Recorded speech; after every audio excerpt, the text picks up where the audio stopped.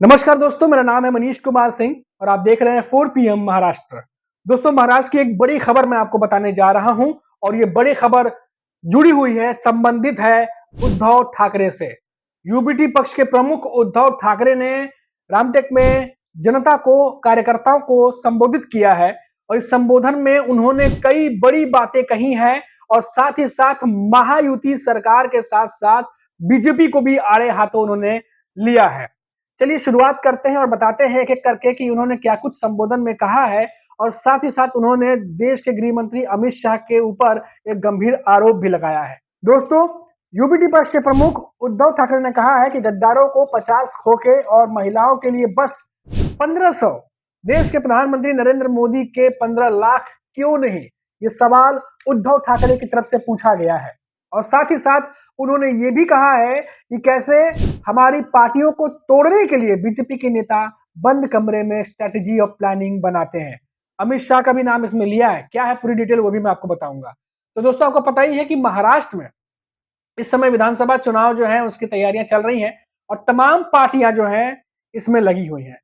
चुनाव के ऐलान से पहले सीएम एकनाथ शिंदे की सरकार ने महाराष्ट्र में लाडली बहन योजना की एक और किस्त जो है वो जारी कर दी है और एक तरफ जहां शिंदे सरकार जो है लाडली बहन योजना की तारीफ कर रही है, वहीं दूसरी तरफ एनडीए गठबंधन के नेता यानी कि विपक्ष लगातार ये कह रहे हैं कि ये जो स्कीम है ये चुनावी स्कीम है इस और चुनाव के बाद जो इसमें बहुत कुछ बदल जाएगा और इसकी आलोचना भी करते हुए लगातार नजर आ रहे हैं।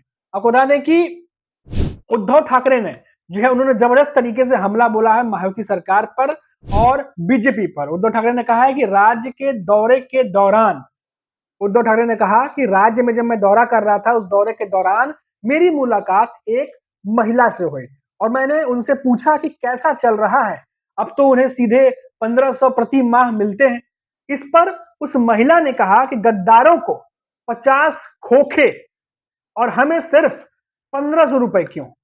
नागपुर में उद्धव ठाकरे ने बताया कि महिला ने ऐसी प्रतिक्रिया जो है वो दी है। 50 खोखे जो है वो 50 करोड़ को कहे जाते हैं। 50 पेटी मतलब 50 लाख। एक महाराष्ट्र में एक लैंग्वेज है जो महाराष्ट्र के बाहर के लोग हैं उन्हें भी मैं बता दूं कि इस तरीके से जो है वो कहा जाता है। तो 50 खोखे मतलब 50 करोड़ की बात हो रही है यहाँ पे।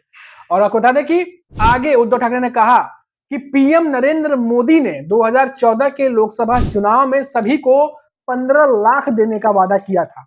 उस वादे का आज तक कुछ नहीं हुआ। पूर्व मुख्यमंत्री उद्धव ठाकरे रह चुके हैं और साथ ही साथ यूबीटी पक्ष के प्रमुख हैं। रामटेक शहर में वो संबोधन कर रहे थे और इस संबोधन के दौरान जो है उन्होंने देश के गृह मंत्री अमित शाह को भी आड़े हाथों लिया और उनकी आलोचना की और उन्होंने अमित शाह का जो अभी दौरा था हाल ही में उसको लेकर के भी टिप्पणी की है।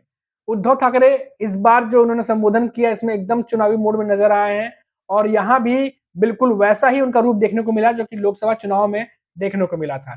उद्धव ठाकरे ने अमित शाह पर क्या कहा है वो सुन लीजिए एक बार। अमित शाह 4 दिन पहले नागपुर आए थे, 4 से 5 दिन पहले, और वो बंद दरवाजे के पीछे कार्यकर्ताओं से कहते हैं, उद्धव ठाकरे कह रहे हैं कि वो कार्यकर्ताओं से कहते हैं कि उद्धव ठाकरे को मारो, शरद पवार को मारो, उनकी पार्टी तोड़ो, कार्यकर्ताओं को तोड़ो। अमित शाह बंद दरवाजे छोड़े, हिम्मत है तो मैदान में आए और आप मुझे दिल्ली से खत्म नहीं कर पाएंगे। अगर मुझे खत्म कोई कर सकता है तो सिर्फ यहाँ की जनता और यहाँ के वोटर। अगर वो कहेंगे कि उद्धव ठाकरे घर बैठ जाओ तो मैं घर बैठ जाऊंगा।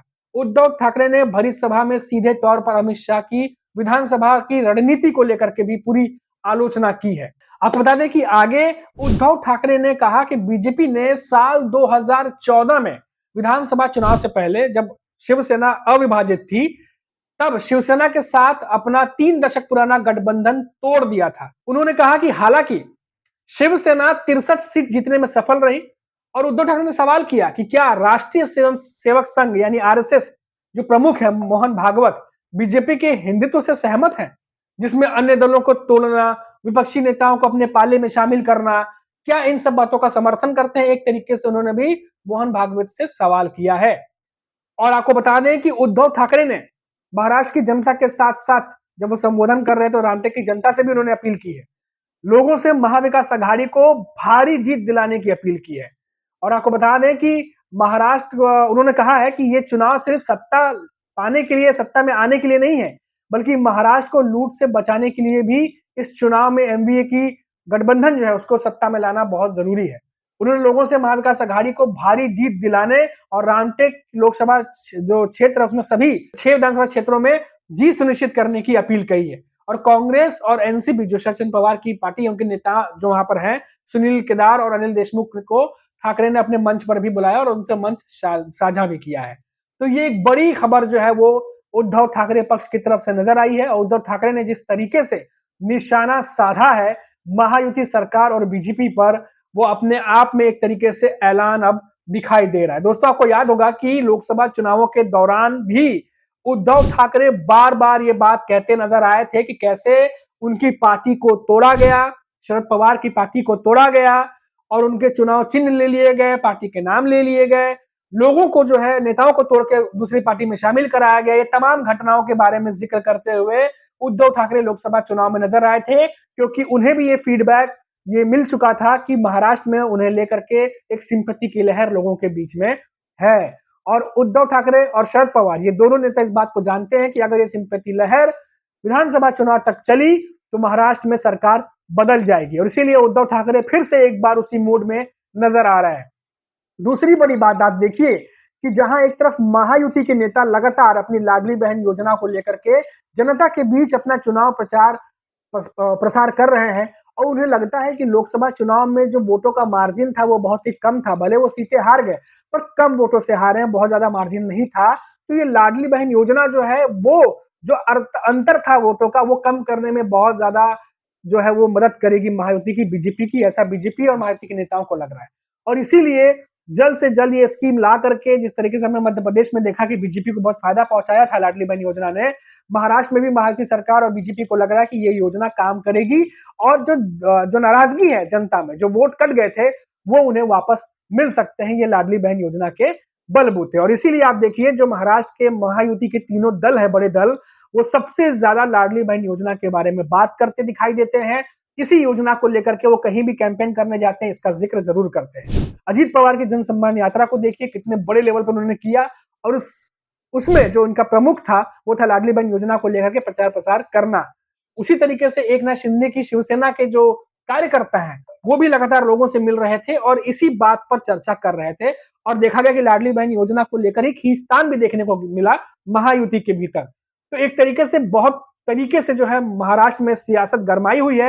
एक तरफ एनडीए गठबंधन है जो महायुति को चैन से बैठने नहीं दे रहा, लोकसभा चुनाव के बाद लगातार हमलावर है और एक एक मुद्दे को वो लोगों के सामने लेकर के आ रहा है, महायुति सरकार को घेर रहा है, जिसका ताजा उदाहरण हमने उद्धव ठाकरे के संबोधन में, भाषण में सुना। दोस्तों, अभी के लिए फिलहाल इतना ही, फिर लौटेंगे तो बात करेंगे महाराष्ट्र की किसी बड़ी खबर पर।